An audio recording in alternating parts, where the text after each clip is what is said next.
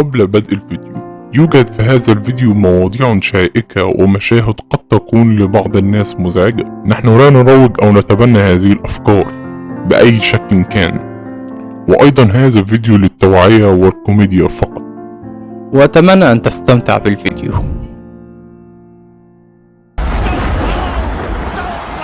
عاملين ايه الاخبار؟ النهارده فيديو جديد. بصوا يا جماعه، انا مش مهم بالنسبه لي التعليقات السلبيه ده اليومين عشان اساسا مصدع وحالتي حاله. ربنا هو ده بقى اللي عملناه في الشغله بنت دي. المهم سيبكم من القصه دي. النهارده هنتكلم عن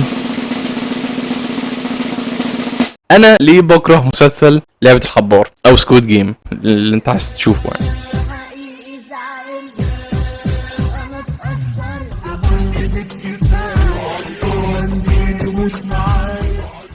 طبعا لو انت من الاتنين نفر ولا التلاتة نفر اللي ما يعرفوش مي سكويد جيم ده، احب اقول لك ان هو مسلسل كوري اتعرض على نتفليكس في 2021 ونزل له 3 اجزاء، والجزء الاخير نازل من كام شهر بس. يعني احنا بقى هنا مش هنتكلم عن المسلسل، احنا هنتكلم عن الحاجات اللي انا بكرهها في المسلسل. هنقسمها زي ما احنا متعودين، هنبدا بالسلبيات وبعد كده هنقفلها بالايجابيات. بس قبل ما نبدا تشترك لايك وسبسكرايب للقناه وفعل زر الجرس كل جديد اللي احنا بنعمله، وحضر مشروبك اكلك شربك، عايز تخش حمام اتفضل. يلا بينا نبدا مع اول سلبيه.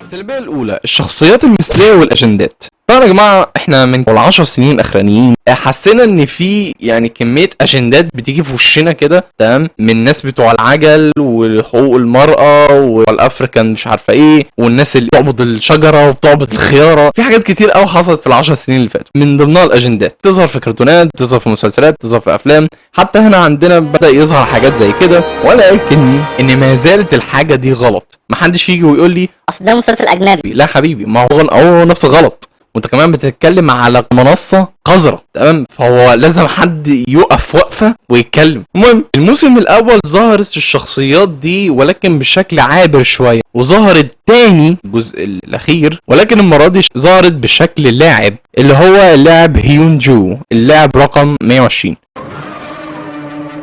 اللي هي ست متحوله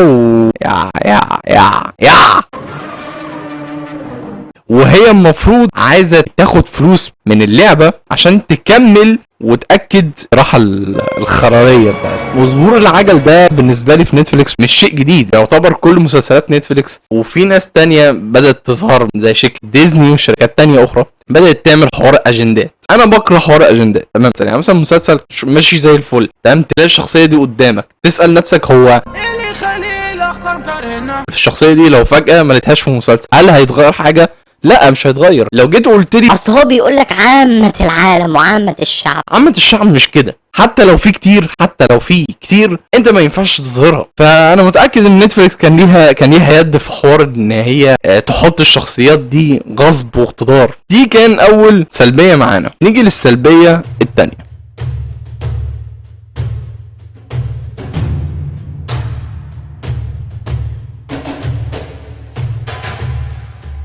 الضجة الإعلامية للمسلسل اللي ملهاش لازمة. بصوا يا جماعة، المسلسل كويس وكل حاجة، وجايب إيرادات 891 مليون دولار في الموسم الأول. المحظوظة يا فوزي، ده زمن هايص.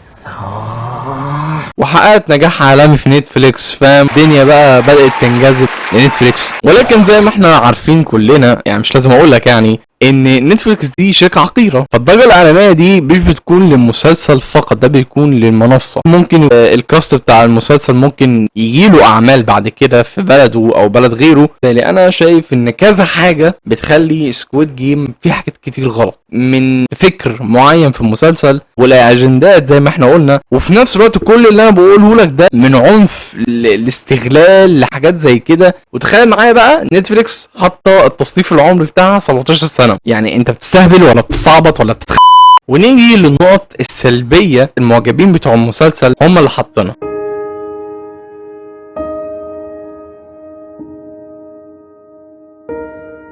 اول نقطه، مسلسل يفتقر الى العداله. انا بالنسبه لي تحس ان هم موجودين في حته لا مؤاخذه ما فيهاش ضابط شرطه بدبورتين. تقليد العنف. انا زي ما قلت لكم ان التصنيف العمري بتاعها 17 سنه. حبيبي ده انا شخصيا لما اتفرجت على المسلسل حسيت باكتئاب، وانا دلوقتي في العشرينات من عمري. اي نعم انا كنت وانا عندي 17 سنه كنت بشتغل. دماغ المراهق اكتر عقليه تمام ممكن تسيطر عليها. يعني دي استغلت المسلسل واستغلت النجوم بتوع المسلسل، مش هيستغلوك انت كمتفرج. يا عم اصحى بقى. إثارة المخاوف، خايف على ابني ولا خايف على اخويا ان هو يجيله اكتئاب ولا يحصل له حاجه من المسلسل زي كده. اي نعم الكلام ده كان اتكرر كتير جدا في العاب ومسلسلات وافلام، ولكن المخاوف دي ما زالت موجوده. تاثير على الصحه العقليه بالنسبه للمراهقين وبالنسبه للناس كبار برضو. خلي بالك يعني اقل حاجه تحصل لك ان انت يجيلك اكتئاب. الاستغلال التجاري، بصوا يا جماعه اكتر حاجه وسخ شفتها في حياتي الاستغلال التجاري. استغلال ممثلين من الشركه نفسها، واستغلال اسم المسلسل في كذا حاجه. وخلي بالك الحاجات دي غير اخلاقيه. ونيجي للنقطه اللي انا حاسس ان في ناس مستنياها، النقاط الايجابيه اللي موجوده في المسلسل.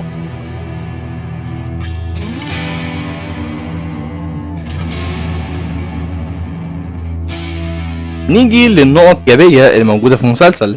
اول نقطه ايجابيه اداء المخرج. مخرج كويس، التصوير بتاعه كويس، الكاميرا انجل، حتى الكاست تحس ان هو مختاره بالملقاط. حتى لو في الشخصيات مش حلوه ولكن الشخصيات ممكن تجذبك، ويجيب لك ممثلين انت طبعا ما تعرفش عنهم حاجه ولا شفتهم في مسلسل كوري ولا شفتهم في مسلسل تركي حتى، بيقولوا لك اداء كويس جدا. نيجي للنقطه الاخيره اللي انا الصراحه بحبها، اللي هي الهندسه الصوتيه. الهندسه الصوتيه يا جماعه عامله زي كده. دي الهندسه الصوتيه. انا شخصيا من النوع اللي بحس ان هو بيدخلني في المود. المهم لازم اتكلم عن حاجه ما حدش بيتكلم عليها، الحاجات التانية الناس ما بتتكلمش عليها.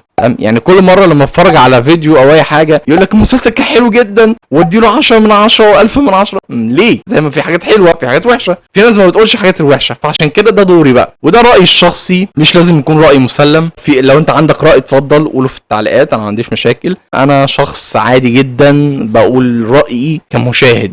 تمام، انا شخص مشاهد عادي تمام، وشفت نقط معينه انا بكرهها في المسلسلات بس كده. وقبل ما تقفل بقى معلش يعني في الكلمه، اشترك في القناه وفعل زر الجرس عشان كل جديد اللي احنا بنعمله، واعمل شير للفيديو، شيرك بيجيب غيرك. واتمنى ان احنا نوصل لل1000 في اسرع وقت، على الاقل قبل ما السنه دي تخلص. اشكركم على مشاهده الفيديو، ولو انتوا عندكم افكار فيديوهات تانية اكتبوها في التعليقات. مع السلامه، اشوفكم في فيديو جاي، مفيش حاجه تانية اقولها. Thank you, thank you, thank you. Get fucked too kind.